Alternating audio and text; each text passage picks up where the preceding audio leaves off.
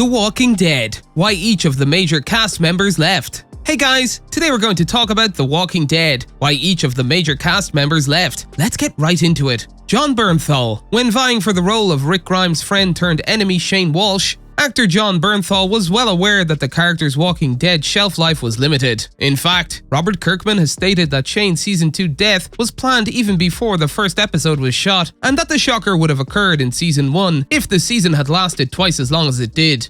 While it wasn't exactly a cause and effect situation, Jon Bernthal's departure from The Walking Dead was somewhat expected by savvy TV viewers, as the actor had been announced as a lead in TWD co-creator Frank Darabont's one-season cable drama, Mob City. Bernthal has portrayed an even more prominent comic book character for Netflix's The Punisher, which also had a controversial exit. Lauren Cohen. Lauren Cohen joined The Walking Dead in Season 2 and quickly made an impression as Maggie Green from the comic books, especially as the character's development progressed over the years.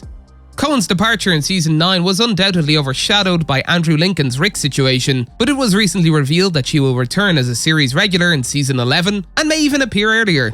Lauren Cohen made the decision to leave The Walking Dead in Season 9, having landed a starring role on the ABC drama Whiskey Cavalier. That gig coincided with publicized disagreements between Cohen and executives over contract negotiations, but given her impending return, there doesn't appear to be any long-term resentments.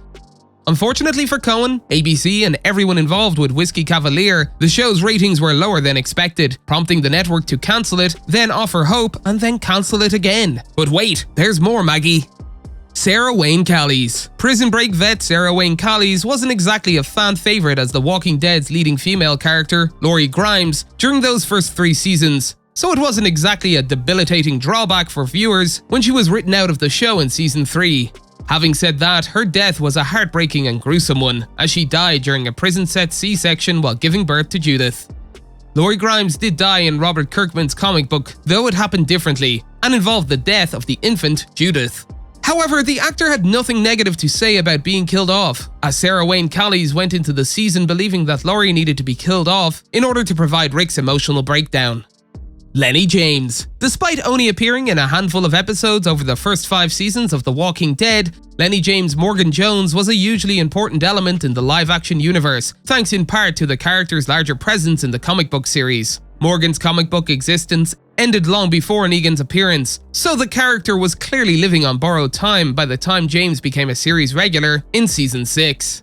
But The Walking Dead's powers made an unusual move in removing Lenny James Morgan from The Walking Dead, making him the first living being to jump between the flagship series and the spin-off Fear the Walking Dead. James has been a part of Fear the Walking Dead for 2 seasons, but the show's most recent season finale's cliffhanger ending has cast doubt on his future. Laurie Holden. Though Laurie Holden's portrayal of Andrea on The Walking Dead was solid and well received by fans, the character was unfortunately separated from her comic book counterpart. Against all logic, she was written into a hole in Season 3 as the governor's lover, and the decision was made to kill her off in the finale. According to Robert Kirkman, there was a lot of back and forth among the writers about Andrea's fate, with the decision to kill her coming late in the game. Laurie Holden stated, "She only found out about being written off less than a week before the episode filmed, and has later come out and claimed that the fan backlash over her Season 3 arc and death are what led to the showrunner Glenn Mazzara having to step down." Holden, who later appeared in The Americans and Proven Innocent, later referred to Andrea and the governor's story as utter nonsense. Scott Wilson. Scott Wilson, who went on to star in Bosch and Netflix's recently cancelled drama, The OA, didn't seem to mind being killed off the show, as he returned for both Robot Chicken's Walking Dead special and the Season 9 Walking Dead episode that served as Rick's final installment. He died in October of this year, sadly. David Morrissey. UK great David Morrissey joined The Walking Dead as the Governor, the comic's most lethal villain at the time. The Governor was a beast of a villainous leader whose past inspired the most hesitant kind of empathy throughout Season 3's introduction to the Woodbury community. Morrissey only appeared in 3 more episodes before being killed off in the mid-season finale after The Walking Dead's creative team decided to introduce the prison flu side narrative to open Season 4.